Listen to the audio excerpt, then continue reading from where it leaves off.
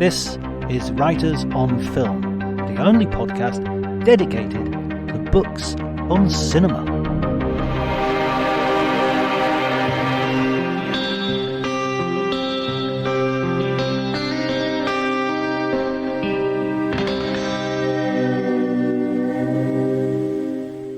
Hi everyone and welcome. My name is John Bleasdale. I'm a writer and film critic, and today I'm going to be talking to Timon Singh about that perennial favourite, what makes a good villain, the bad guys in the action movies. Ty is a producer and an author of two books on the subject, Born to be Bad and Born to be Bad Part 2, both books featuring interviews with the bad guys who usually don't get an opportunity to talk and often end up in a hail of bullets. If you like the episode, please remember to like, subscribe. You can follow me on Twitter at drjonty, DRJONTY. But before you do any of that, please enjoy the conversation.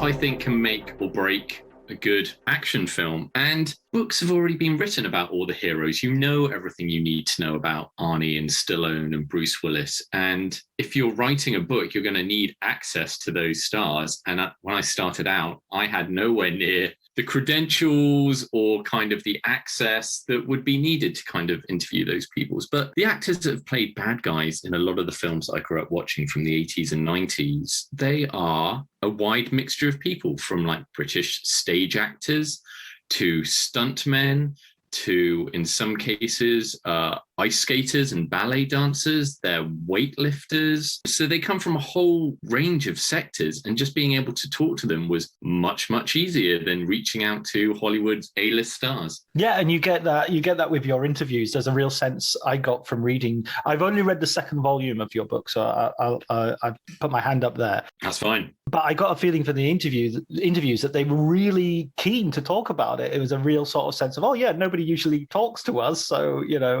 Yeah, absolutely. There is definitely also a lack of a publicist, which, from the news this week with stars like Matt Damon, who are often pulling their hairs out of what their clients say, with these actors who, don't have publicists or a talent agency behind them, they are very forthright about their experiences. And especially in the first book I wrote, people had no problems just shit talking some of the actors they had to work with. As I haven't read that book, you have to give me the shit talkiest. I mean, this is not going to be a revelation to anyone who vaguely knows anything about him, but Steven Seagal does not come off well from anyone who has kind of worked with him. Shocker. Anyone who has worked with Steven Seagal, if you bring up the name, they immediately just kind of, oh, let me tell you about Steven Seagal. And it inevitably ends with, and he's a complete dick. Right. So with all the revelations and accusations against Mr. Seagal, I don't think that came as a surprise to anyone. Wow. Fancy having that reputation as well.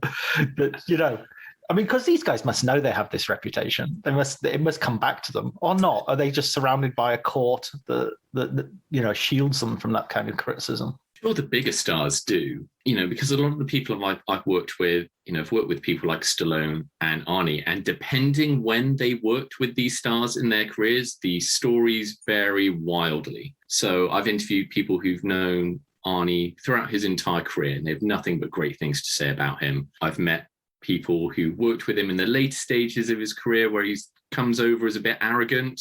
But then likewise, people have said he is a great guy to work with, very friendly. Same thing about Stallone. People say that, he is the hardest working person in the room. He's great. He's a very inspirational figure. But then you talk to people who worked with him when he was at his peak in the 80s, Rambo 2, Rocky 3, and, names were just greenlit on the back of his name. And he doesn't come off well. He's at kind of a peak ego stage. And, if I was Stallone, I would have probably fallen into the same trap. But it's amazing how some of these A-list actors, their self-awareness kind of takes a dip at the peak of their career. And then they kind of realize that in later years and they become a little bit more normal and well-rounded. But hey, it was the 80s. I'm sure everyone was like that to a point. I heard a brilliant story about Stallone. Basically, a friend of mine was working on at a studio with him, and he was they were walking down the studio backlot talking, and Stallone was kind of talking about something about his modern art collection or something. He was talking quite seriously about it, and then some sort of Teamsters walked by and went, "Oh, hey, Sly," and he sort of turned around and just totally changed demeanor and went, "Hey, how you doing, guys?" And it was just like, whoa, that his persona has this sort of slightly, I'm exaggerating, but a slightly curated edge. What was the first baddie that you kind of, when you were watching movies, even as a kid, you sort of found yourself fascinated by or attracted to or terrified of? Terrified. I mean, as a child, I was easily terrified. Right. Horror films scared me, and it wasn't until I got into my mid-teens where I think the adolescence fear I had of extreme violence and horror just disappeared forever, and then I just dived headfirst into all of that. But I do remember going to a friend's house when I was 12, 13, and he showed me, for the first time, I hadn't seen either of these films, for Commando and Mad Max 2 back to back. And Vernon Wells as Bennett in Commando is a villain that you can't take your eyes off because you're like, is he threatening? I don't find him threatening. He's weird. He's psychotic. Yeah. But I don't believe for a chance that Arnie's not going to pummel him. And then in Mad Max 2, the biker gangs and Lord Humongous, you don't see his face. He's just there in a metal hockey mask, just naked, torturing people. And it's kind of like, this is fascinating. I don't know who he is, what's going on, but I'm scared of him. And I don't even have to see his face. So it is definitely those kind of villains that got burned into my memory from a early age. And then, of course, being from the UK, Bond villains are a big part of that. But when I first started writing my book, Vernon Wells was at the top of the list for that reason. And Luckily for me, he was one of the first actors to say yes. So I thought once I had Vernon Wells off the list, then hopefully other doors would open, and they did. I interviewed Ed Mendelsohn for, what was the film? The King. And I asked him about sort of being cast in villainous roles. And he compared it to just being a taxi driver and you have your patch. And, that if that's your patch, he's perfectly happy to make a living doing his patch and trying to find the interesting angles. It's not, and I thought that was interesting that, the possibility of stereotyping or typecasting is a better phrase. Did you find any of the people you were interviewing sort of resentful of that, or were they mostly just happy to do what they can? Everyone had a different story. So kind of Paul Freeman, who played Belloc in Raiders of the Lost Ark, in the first book, he was kind of like, after Raiders of the Lost Ark, I kept getting offered roles to play Nazis. It's like I wasn't even a Nazi in Raiders of the Lost Ark, but they kept getting offered to me. David Warner, who amazingly, when I first sat out to interview him, he was like, why are you interviewing me? I don't normally play villains. It's like, of course you do. You literally play evil in The Time Bandits, and then just start listing off films like Tron and Titanic. And he was like, oh, okay, yeah. Yeah. And he said after playing Jack the Ripper in Time After Time, there was a phase where he kept getting sent villainous roles. And actors like Timar, he's being offered a bunch. But I think there are loads of actors that see it as, hey, they're always going to keep working. And even today, people like Mads Mikkelsen, he is offered every villain role under the sun. And he takes them because he knows he can just go back to Denmark and make films like Another Round and Riders of Justice. Whereas here in Hollywood, he can just collect that big Warner Brothers paycheck from taking over from Johnny Depp or being in the new Indiana Jones film, and then do whatever he wants in his home country. So I think it all depends on the actor and the opportunity. But, for working actors, very few are going to say no to roles. If you've got the luxury to kind of pick and choose, then I'm sure many will. I think with Mads, and I first saw him in Casino Royale,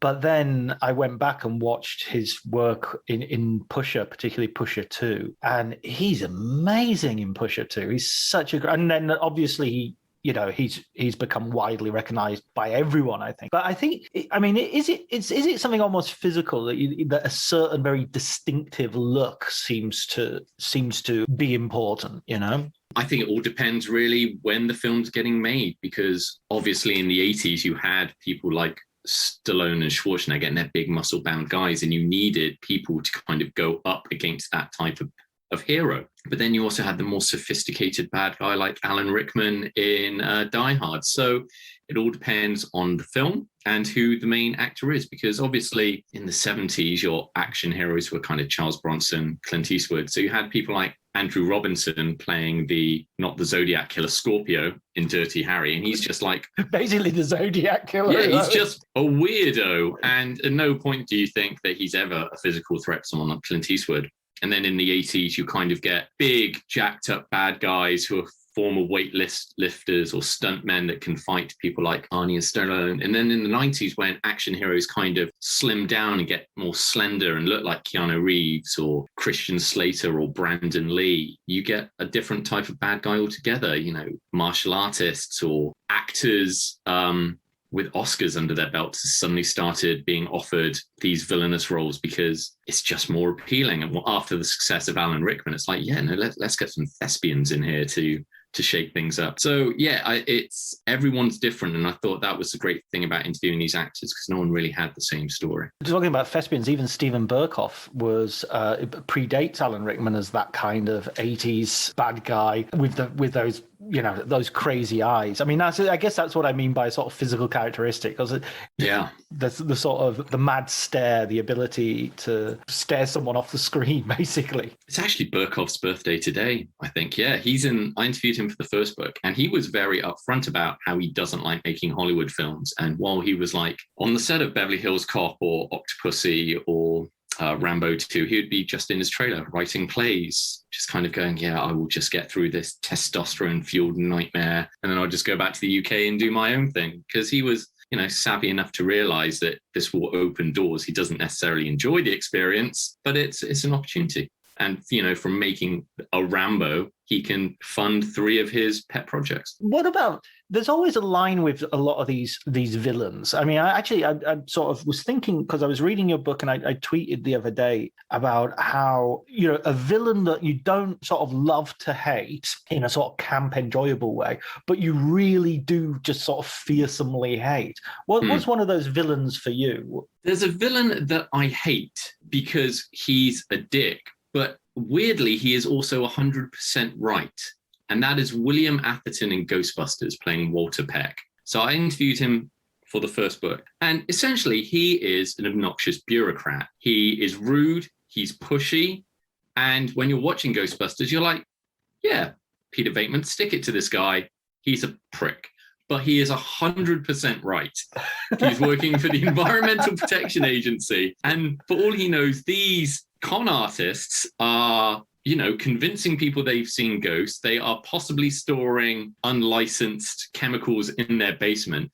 And they're walking around with unregulated nuclear reactors on their back. Everything about the Ghostbusters is suspect. And he has every right to be there to demand access to their operations. And everyone is being a dick about it. Bateman's being a dick, Walter Peck's being a dick, but Walter Peck is clearly in the right. And when I interviewed him, I was like, this film came out at the height of the 80s. Do you believe that your portrayal of the EPA has something to do with Donald Trump inherently hating the EPA? And he was like, I think we're just giving Donald Trump a little bit too credit to have learned anything from anything. So I don't think so. But yeah, that is a villain who it's like, he's absolutely loathsome and you want him to get his comeuppance.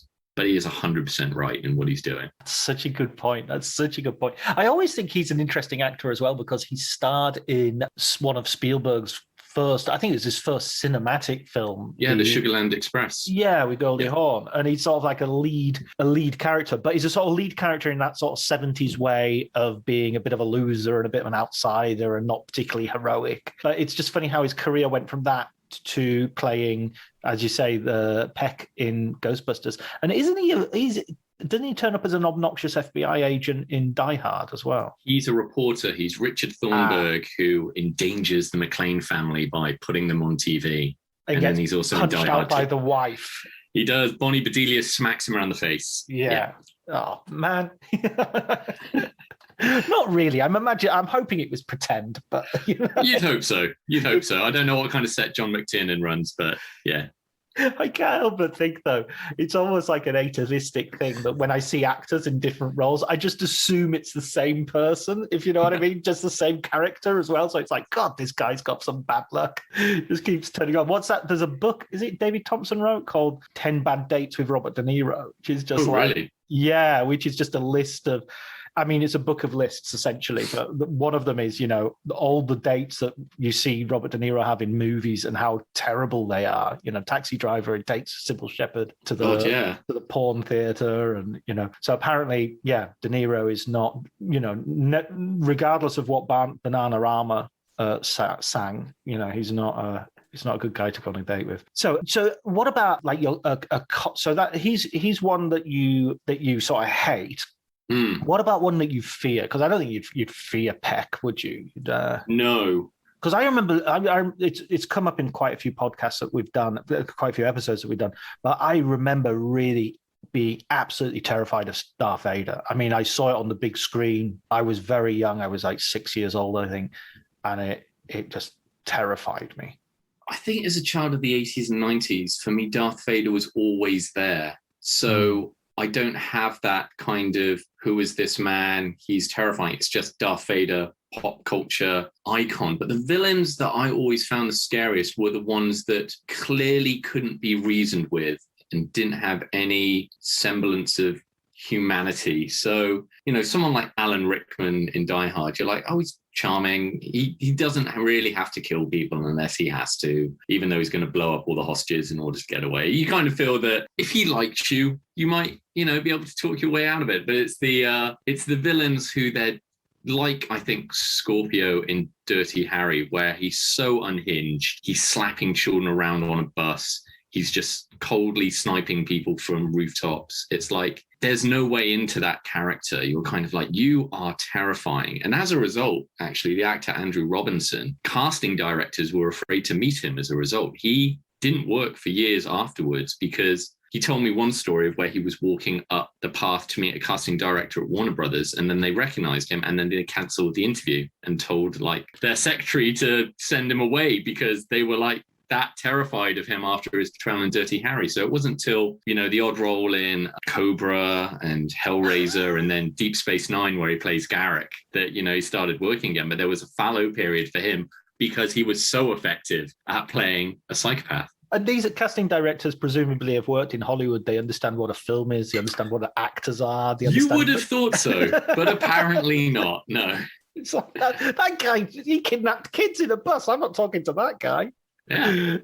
Oh my God, that's so funny. That's such a good. Are there any other sort of real life consequences from, I remember Mike Baldwin from Coronation Street being in a pub once, which I was in, and somebody went up to him and said, "Mike, I think it's terrible what you're doing to Deirdre." Or has there ever have you come across situations where people who've played baddies have sort of found themselves being shouted at in restaurants or anything like that? Oh, yeah. Plenty of them have kind of I can't believe you did that thing in the film. And William Atherton said there were years where people just yelled dickless at him across the street after Ghostbusters. So many people have stories like this where they're just kind of But if anything, it kind of comes down to a credit to their acting abilities, that they managed to get that kind of reaction out of people, where people are coming up to them in the streets going, I can't believe you did that thing and that thing that I watched. How could you? And they're like, I'm just very good at my job. I bet, but I mean, dickless that's a backhanded compliment if there ever was one. That just goes to the popularity of that film. I think for him, it was both kind of a victory lap at this, how well Ghostbusters did, and just kind of I'm going to have to deal with this one for at least a decade.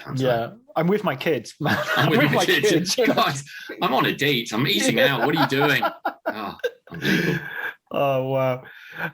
So, I mean, when you talked earlier, one thing you mentioned earlier was, of course, the Bond films, which, being from the UK as well, hugely influential. And in fact, I heard someone say something a year or so ago, which I thought was very true, which a Bond film is only as good as its villain. The villain has to be top class, which actually has made Casino Royale, I think, better in retrospect, because I remember watching it without really knowing who Mads Mikkelsen was and thinking, yeah, he's okay, and then appreciating him more. And as you do, the sort of the level of the film goes up. Who would be your favorite Bond villain, and who would do you think that's true, that you really need a good villain for the Bond film to work? I do. And the thing about Bond films is you can have multi-tiered villains. Like you can have someone like a Donald Pleasance, who represents kind of the more cerebral villainous side, and then surround him by a big bunch of heavies that provide the physical threat to Bond. But in terms of like elevating a Bond film, it's always going to be Christopher Lee as Scaramanga, because on its own, The Man with the Golden Gun isn't the best Bond film. It's ripping off 70s kung fu films. Britt Eklund is wandering around the film, getting in the way. There's knick-knack. It's like a list of people who would be offended, and kind of rightly so. I'm not. I mean, the plot, it's about an energy crisis. Like, I think Bond's trying to get like a device that will convert solar power, because there's the energy crisis going on in the 70s. So plot-wise, it's good to see we haven't moved on in 50 years. But Scaramanga, because Christopher Lee is just so charismatic, and the scenes where him and Bond are having dinner, and it's been aped so many times by by Steve Coogan and Rob Brydon in their trip things. It's like, come, Mr. Bond, we are both killers. And he just elevates the material. And I think that is a prime example of where the villain elevates the entire film. Yeah. I rewatched that recently. I think at the beginning of the lockdown, I had a new set of Blu-ray collection of Bond movies. So I watched them from the beginning to the end. And the one thing that drives me nuts about that film is there's an amazing stunt, the corkscrew jump over the river. They do the slide whistle. It's just, and then cut away for comedy reactions as well. And it's just like, that's the best stunt. And you ditch it, it's just awful. The other one I love, one of my favorite Bond films, is actually The Living Daylights. And that's one where it has a bunch of villains, Joe Don Baker and I've forgotten the actor's name, the one who's in The Fugitive, but he plays the defector, Gorgie. As villains, they are completely ineffectual. And the main threat is Andreas Winewski, who plays Necros, the big blonde KGB henchman who disguises himself as throughout the film and strangles people while listening to The Pretenders. And he's great. I interviewed him in the first book, but that is a film that I think has the most complicated plot of a Bond film. There's defections, and it's so he can sell weapons to Taliban in order to get opium, which he's then going to sell on the black market.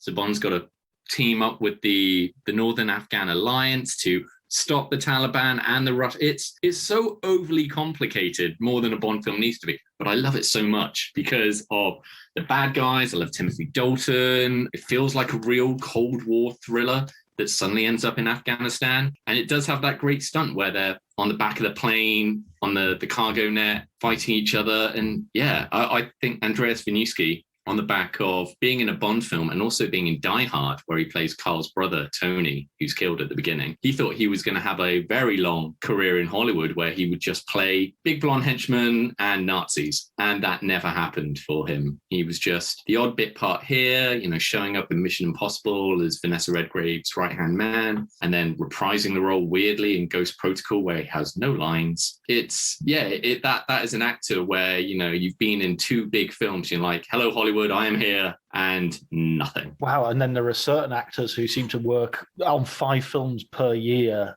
who I'm never quite sure how. I just think, they must have wonderful agents, because I don't see it in the work. Or it's just contacts, just knowing people, and being a very reliable and nice working actor. Vernon Wells from Commando, he makes about 5 films a year. He works on lower budget films, but he's just there. He'll come in, do his work for a few days, be a bit of a bolster to a cast for a young filmmaker who's trying to get a film made. And yeah, he just does his stuff and goes. And people are always like, oh, what happened to that guy from Commando? He's constantly working. And he was in the Power Rangers, I think. He's a bad guy in the new generation of Power Rangers. So to a whole generation of of kids, I think he's still quite a big deal. It's the best advice I ever got as a journalist was someone just said to me, always respect the word count and always respect your deadlines. And you'd be surprised about how many people don't do that. So by just doing that basic thing, you'll put yourself in the lead of quite a few other people who don't. Eric Roberts has 300 IMDb credits, and I'm sure he would be the first to say that 80% aren't that great, but he's constantly working. He will go there, do the job, probably for a day, get his paycheck and go. And say what you want about the films that he makes. People are hiring him for a reason. He's reliable. He'll come and do the job. Whether you like that work or not, Eric Roberts, constantly working. Danny Trejo as well. Danny Trejo, another one, yeah. It's almost a record holder, I think. Yeah, he'll come in, be Danny Trejo, do the work, and that's it. Be a lot of fun at lunch. Yeah, that's the important thing. If you're fun Tell at lunch... some harrowing stories at lunch. And be great. I think that's underestimated how much people get hired because they're good at lunches. They're fun to have on the set. Yeah, I once heard an interview with Danny Trejo where someone was talking to him about Con Air, and they were like, "Oh, you're on Con Air. That's the most testosterone-packed film. John Malkovich and Nicolas Cage and Ving Rhames." He's like, "You've hung around with a lot of badasses." And it's like, who on that set could take care of themselves is like legit the hardest guy. And he was just like John Cusack. It's like people write off John Cusack. John Cusack's 6'4". He's been doing kickboxing since he was a teenager. He doesn't need to show off. He just has that look where it's like, I don't need to preen like some sort of peacock. I can just take care of myself. He's like, don't fuck with John Cusack. John Cusack will mess you up. Wow. So it's like, there you go. The star of Say Anything could beat up everyone on the set of Con Air if he wanted to, but he didn't need to. You've just saved lives, because there are so many people who listen to this podcast who would just brush past John Cusack and maybe knock him into the gutter a little bit as a pasty-faced guy, and then he's going to wipe the floor with them. So I've interviewed his kickboxing instructor, Benny the Jet Urquidez. So in Grosse Pointe Blank, the assassin that he fights in the hallway, that is his kickboxing instructor. And Benny the Jet is like an undefeated kickboxing champion. He trained the cast of Street Fighter. He trained the cast of Roadhouse. He's fought with Jackie Chan in Wheels on Meals and Dragon Forever. He's fought great martial artists. And he's like, I trained John Cusack. And for that film, Grosse Pointe Blank, I was just like, I trust you, you trust me, let's just go at it. And they are just pummeling each other in that scene. Yeah. So if anyone comes away from this interview with one piece of advice, it's don't piss off John Cusack. Absolutely. I remember during the Black Lives Matter demonstrations, right at the beginning of them, he sort of went down there on his bike, and there's a film of him being sort of told to turn around by the police officers and everything. And now that just gives that a whole different fizz. That's sort of like, what was Cusack doing? He was taking it into his own hands. I mean, one can only assume he was there, to take part in the protest. I don't think John Cusack's the type of guy who's going to go down there and start protesting against Black Lives Matter. Oh, no, he was definitely BLM. He wasn't ALM. Absolutely. But wow. What about when you mentioned adolescence earlier on, and I went through an adolescent stage where I would watch movies that I had watched already usually, and I would just find myself siding with the baddies. I would find myself watching Star Wars and going, come on, fire already, fire, are there any sort of baddies who you're in danger of being recruited? I don't think so. That never happened with Star Wars. Right. And it's clearly because they're all space Nazis. And I'm like, as from a very young age, I was like, oh, look, they're all white and British. And look at the rebels. It's all a bunch of aliens and it's a mixed bag of people. And I was like, well, I'd hang out with those guys. Never wanted like the Empire to win. I think from a very young age, I was like, there is something not that welcoming about these stormtroopers. They are terrifying. But bad guys, not really. I mean, I always grew up as a big Star Trek fan. And I think watching Star Trek a lot, I was always like, who'd be fun to hang out with? Bunch of Klingons. All they want to do is eat, drink, sing, get into brawls. I bet no one parties harder. Have a strange Muppety dark crystal dog like exactly. Christopher Lloyd in Star Trek 3. Christopher Lloyd, who's just wrestling aliens for fun. I was like, I don't think there would be anything more fun than partying with a group of Klingons for one night, and then you would regret it for at least a month afterwards. I think they are the only bad guys where I was like, I'd hang out with them. Yeah. I think everyone else is like, No. So something would end up going wrong and I'd inevitably be killed. It's like, who wants to be the random henchman in like a Bond villain lair? It's like, you are either going to get killed by James Bond or you're going to be killed by your boss as some sort of example to everyone else. It's like, this is not a safe working environment. I would not do well here. I wouldn't want to sit on the board. I wouldn't want to sit around that table, that oval table. I am not going across that very thin bridge that goes over his piranha moat. I'm not. No. And just for listeners, Ty is drinking from a Star Trek mug, thus proving his point. I'm a cliche. Were you original Star Trek? What's your favorite? Yeah.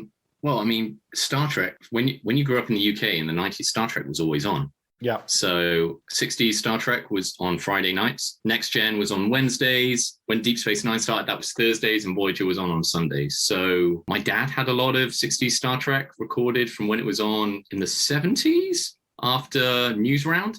Yeah. So I watched a lot of that, and then I was already a Star Trek fan when Next Gen started in the UK. I just kept on watching it. Yeah. No, I probably saw those ones, the original ones in the 70s. And then I remember Next Gen coming out and there being a big sort of fold out in the Daily Mirror or something, telling you who all the, and being very suspicious of it, being, I'm not sure about this. If you can go through all of history and just kind of every time a new Star Trek thing launches and the fans or people going, I don't know about this, a woman captain, a black Vulcan, what is going on? Or it's just on a space station. They don't move. It's never going to work.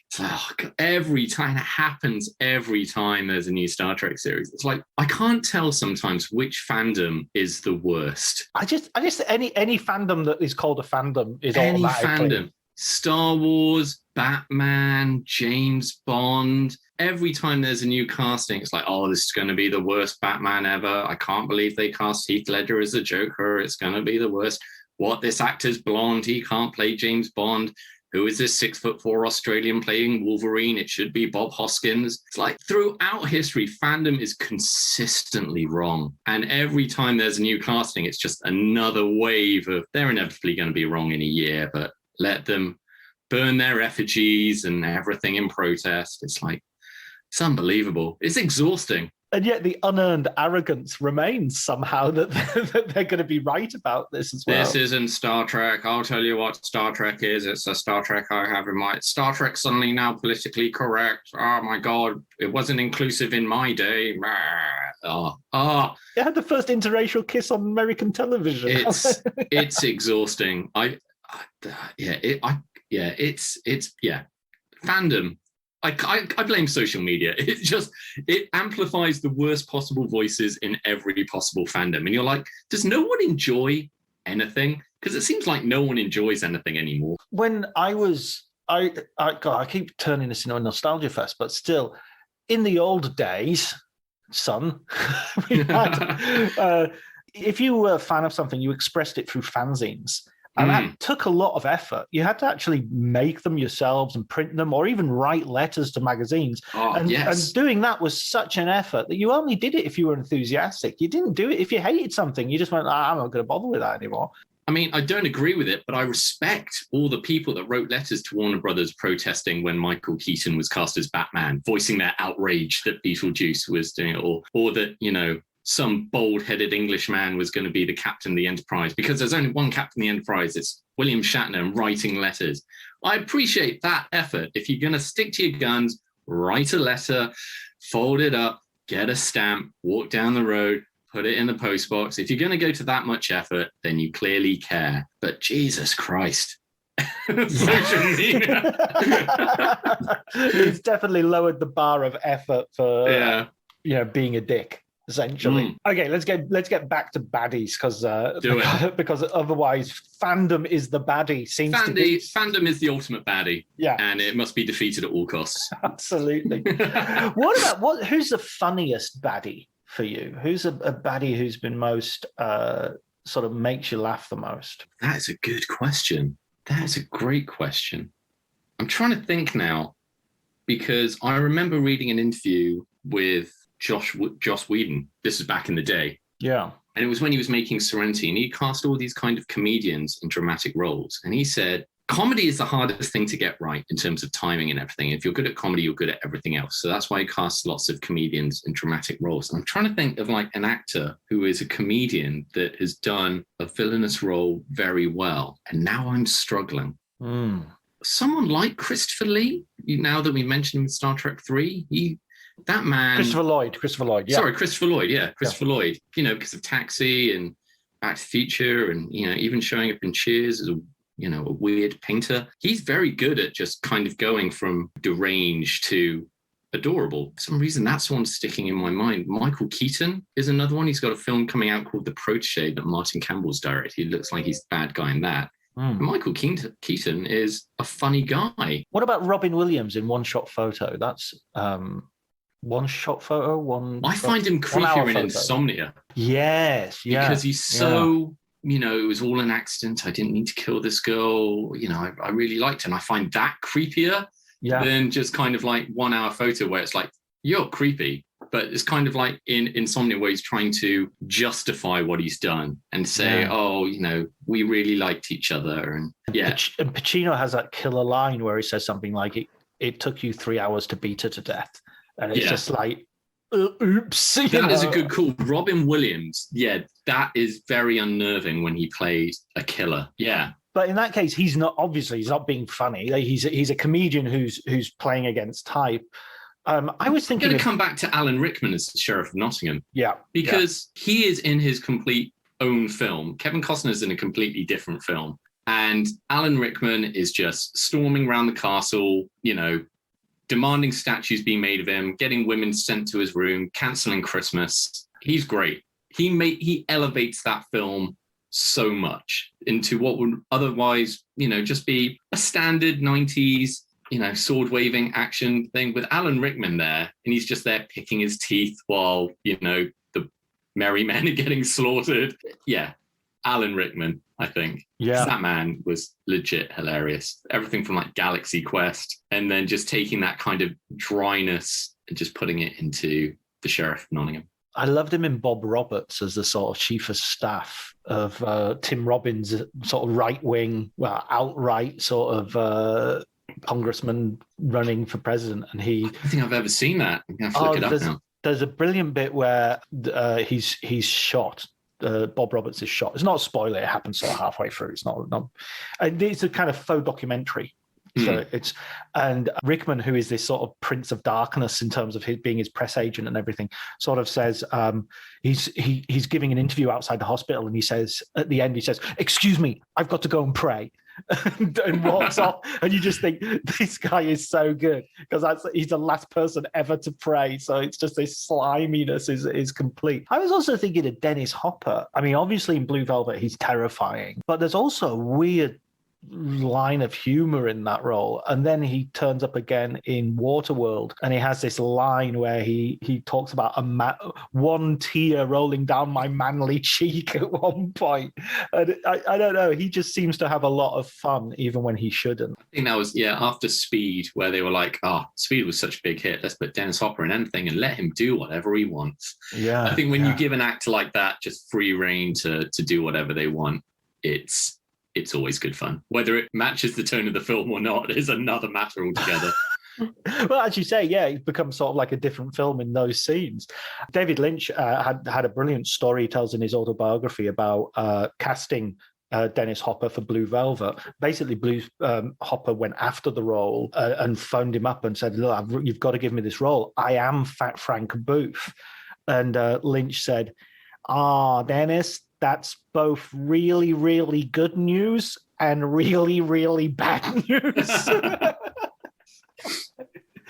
So it's actors who kind of say, "I'm really like this psychopathic killer." It's like actors who go method. Do you realize they often only go method when they're playing psychopaths or horrible people?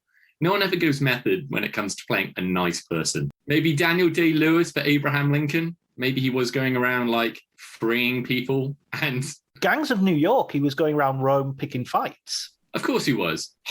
You read about all these people going method. It's like, what are you playing? Oh, you're playing a gangster or a thug or a killer. Of course you're going method.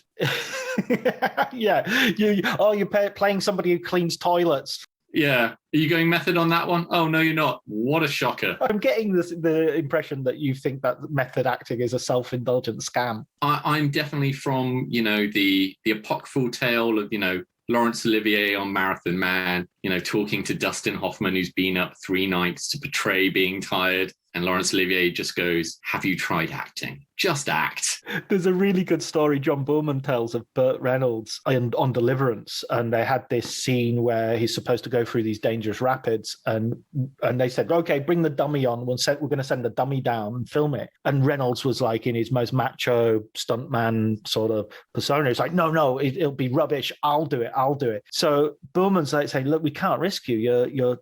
It's Reynolds. Yeah, and he's like insists, no, I'm going to do it. So Burt Reynolds goes down these rapids, hits his back on the rock, damages his back, has to be helicoptered out to hospital, operation on his back.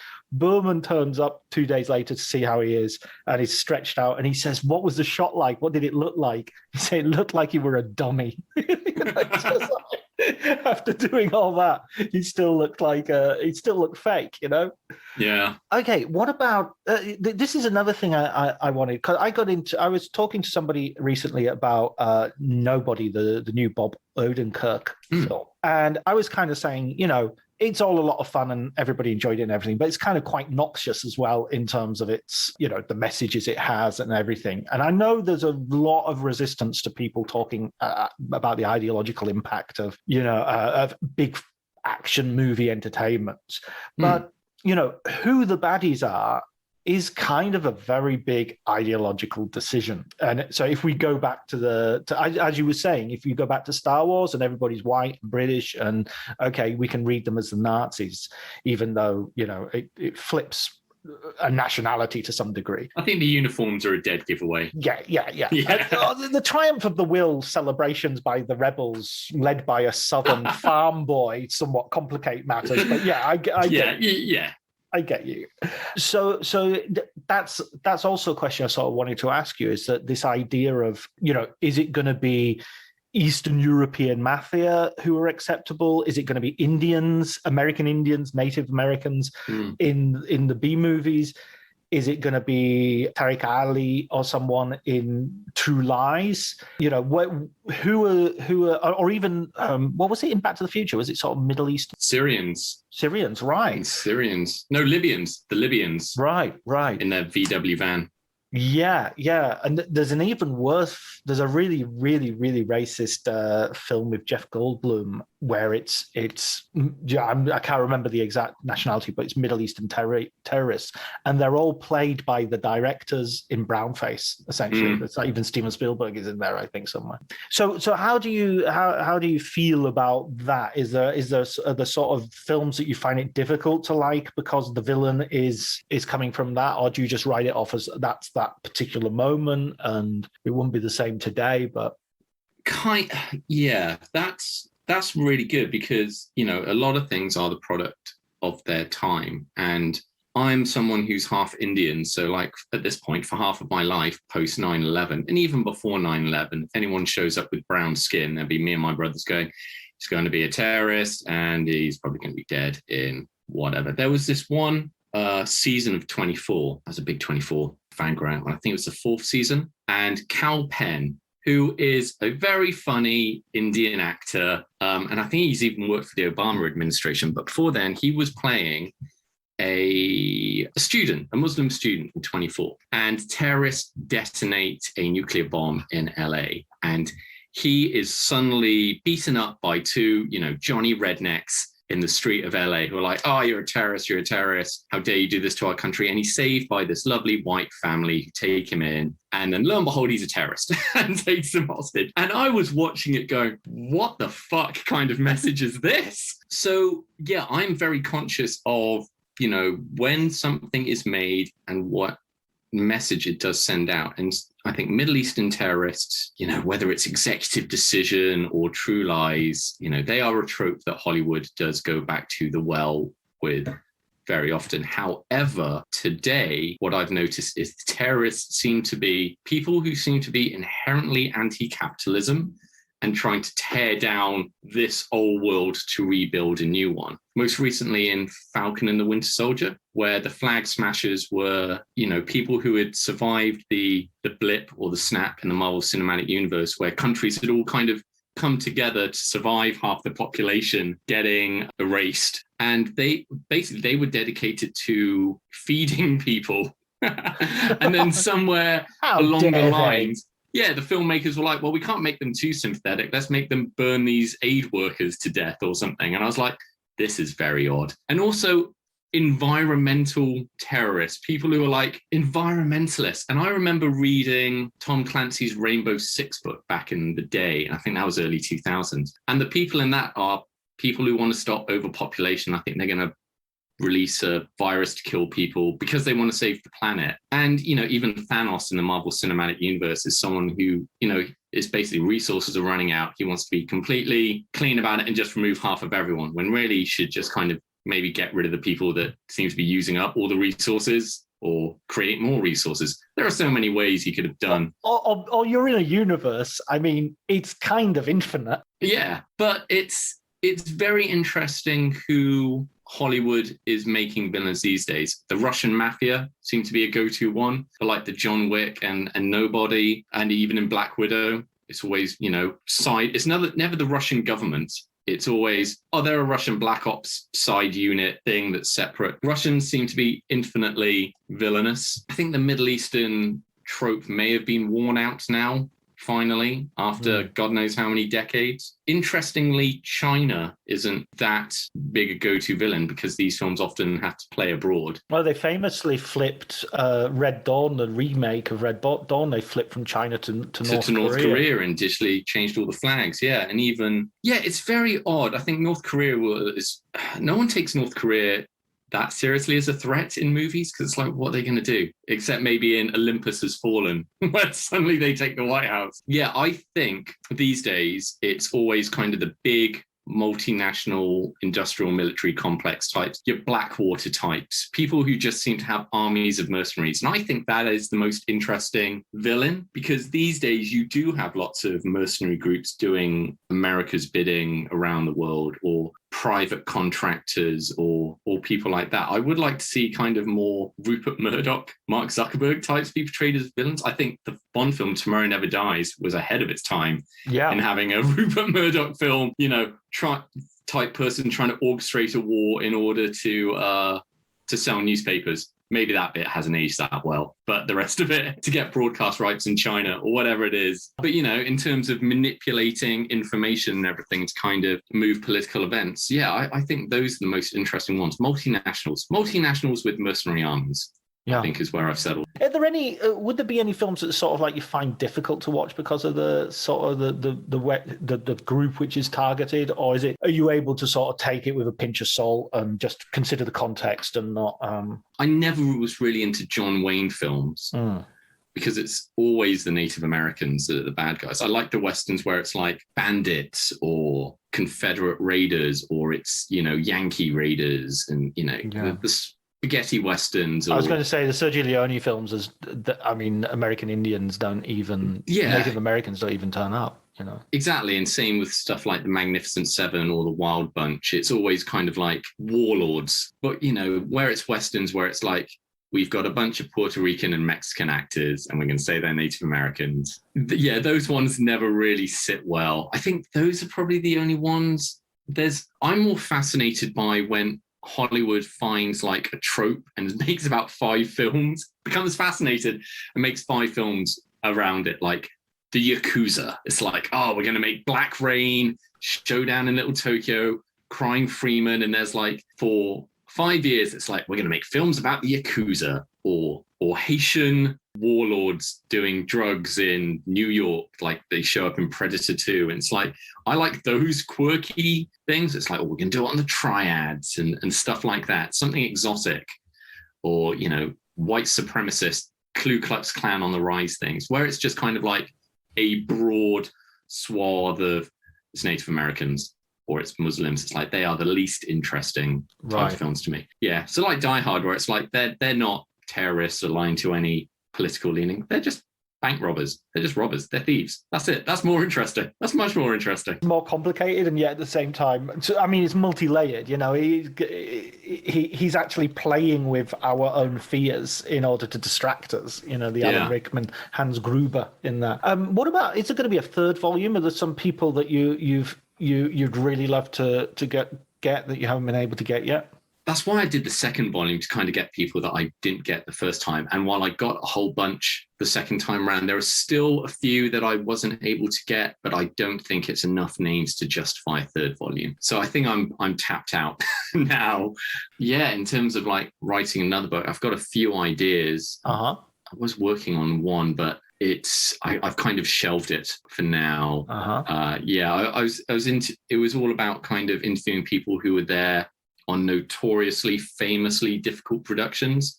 Right. So I'd spoken to Jason Fleming about, so what really happened on The League of Extraordinary Gentlemen? Did Stephen Norrington and Sean Connery get into a fight? And, you know, Lance Guest on Jaws the Revenge, but it's all kind of like, I don't know how to put that book together. And there are films that I definitely want to cover, and no one that was involved in it wants to talk about it. Yeah, I've had this idea for ages, and I've even floated it on Twitter that there's a Netflix documentary to be made about the Twilight Zone movie.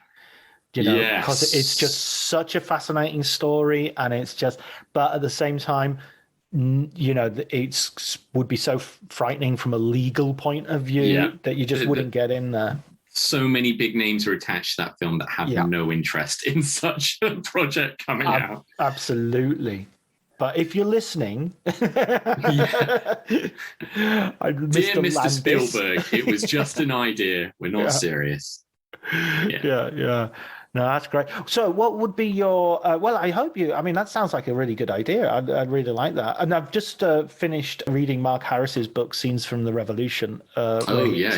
He talks about the Dr. Dolittle, you know, which has that production year, history.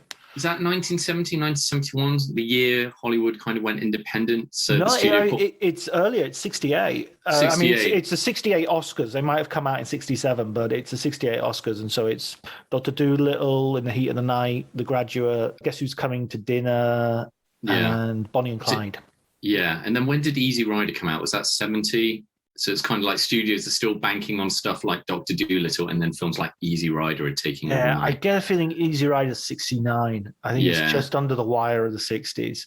I mean, it's, but the funny thing is, we always look at these difficult productions like Days of Heaven, and we think of these big, difficult productions as sort of the result of the new Hollywood running wild. Whereas, you know, I mean, Dr. Dolittle was absolutely a nightmare, completely over budget, completely over schedule, with a drunk, intoxicated lead man who was self-sabotaging everything in sight. I grew up watching that film, and I knew nothing about the behind-the-scenes trouble, because my mum was a big musical fan. So I grew up watching so many musicals, like all the Rodgers and Hammersteins. I think the first film I remember watching was Seven Brides for Seven Brothers. So Dr. Dolittle was one that was played a lot in the house during my childhood. I had no idea about the behind-the-scenes strife until probably a couple of years ago, where I was like really reading into it. I was like, Jesus Christ, what was going on? I mean, Rex Harrison was just like a avuncular, twinkly-eyed guy. You know, it wasn't like you didn't look at him and think there's somebody who's going to punch you in the face and get drunk. No, exactly. You grow up watching him stuff like My Fair Lady, and then you know you suddenly talk to people and go, "Oh, you know, he's a complete dick." I'm like, Rex Harrison, really? Sexy Rexy? It's like he was the worst. You know, I can't believe it. Okay, absolutely. Okay, what's your film book recommendation? What film book would you like to recommend to our listeners? Well, I mean, you've already had, blanking on his name now. I saw that you had him on, but I do love Tales from Development Hell, and, you know, David Hughes. David Hughes, sorry. Former Empire writer David Hughes. I've got both his books. I love films about films that were never made. But as a big action film fan, I'm going to recommend Mike Fury's Life of Action. Right. So Mike Fury is a stuntman, stunt coordinator, and his first book, Life of Action, was a very big influence on my book, Born to be Bad, because he basically tracked down a lot of stuntmen, stunt coordinators, people that have worked behind the scenes in action films, and talked to them about their process. And that's everyone from like legendary stuntman Vic Armstrong to Scarlett Johansson's stunt double Heidi Moneymaker. So it's all about how they kind of get into stunts, what goes into making, the biggest names in Hollywood look as good as they do. Oh, and while you're at it, pick up Vic Armstrong's autobiography, because that's amazing. It's amazing. I love that. That's a great book. Yeah. Yeah, how he met his wife. She was doubling Margot Kidder and he was doubling Christopher Reeve. That scene where Superman catches her, that's how he met his wife. It's like, that's amazing. That is a story for the ages. The best story in that book is when he's invited by Harrison Ford to meet up while he's in America. So he goes over to his house, and it's sort of quite in the distance. It's quite isolated is the word I'm looking for. Anyway, he finds it, and he goes in, and Harrison Ford says, "Oh, I want to." He's sort of a bit surprised that it's only him. It's like, "Oh, we just the two of us then." And he's like, yeah, why not? And he says, "Oh, but first I want to show you something in the bedroom." And Vic Armstrong's like, okay. And he goes into the bedroom, and Harrison Ford wants to show him the chest of drawers he's just made, and he pulls the drawer out, and he says, "Look at the dovetailing on the joint there." And Vic Armstrong's kind of like relieved and slightly disappointed at the same time, I think. I love that about Harrison Ford. The fact that he was a carpenter before he was an action star, and to this day he's just making stuff, is great. Yeah, absolutely. Yeah. So the name of the book that you're recommending. So Mike Fury is by Mike Fury, and there's Life of Action Volume 1 and Volume 2. And it's interviews with some of the biggest names in action films, including like many of the guys from 8711. I think Donnie Yen's in there as well. Scott Adkins is in the first one. Zoe Bell, who doubled Uma Thurman in the Kill Bill films. And appears in Death Proof as well as herself. And also in The Hateful Eight. As well. So if you're into action films and especially stunts, the Life of Action books are great. And yeah, Mike knows his stuff. He's also on Twitter, the Mike Fury. So that and Vic Armstrong's book. If you're just into kind of stunts and behind the scenes of like action films, I think those books are essential. I think they're just really interesting. Brilliant. Fantastic. Well, listen, Ty, thanks so much for talking to me, for giving me your time. Congratulations on the book. Volume 2 is highly recommended, and I'm going to go and get Volume 1 now, and so I can read all about all the people I missed. Oh, Ronnie Cox from Deliverance is in the first one. So he's got some good Deliverance stories. And I met Ronnie on the back of the first book coming out. I was hired as a writer-producer on the documentary In Search of the Last Action Heroes. So I got to go to LA and interview a whole bunch of the people I'd previously interviewed for the first book in person. So people like Bill Duke and Ronnie Cox and Stephen D'Souza, who wrote the intro for the first book and obviously wrote films like The Running Man and Commando and Die Hard. So yeah, it's there's some great stories in the first one. And if you don't like Steven Seagal, prepare to have those beliefs solidified. Absolutely. Brilliant. Thanks so much, Ty. No problem. Thank you, John.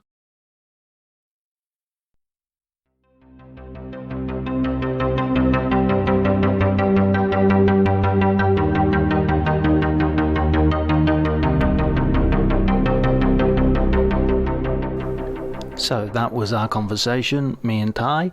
I hope you enjoyed it. His recommended book was Mike Fury's Life in Action Volumes 1 and 2.